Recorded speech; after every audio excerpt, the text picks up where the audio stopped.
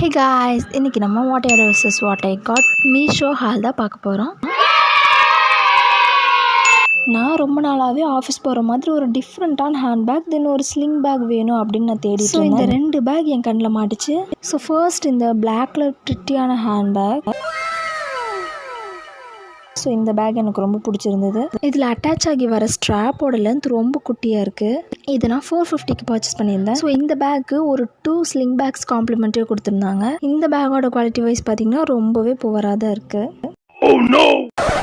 So இந்த black colour bag உங்களுக்கு பிடிச்சிருக்கான்னு கமெண்ட்டில் சொல்லுங்கள். ஸோ நெக்ஸ்ட் இந்த ஒயிட் கலரில் அனிமல் பிரிண்ட் இருக்கிற ஸ்லிங் பேக் ஒன்று வாங்கியிருந்தேன். ஸோ இந்த பேக் சூப்பராக இருக்குது. பட் இதில் நிறைய திங்ஸ்லாம் வைக்க முடியாது.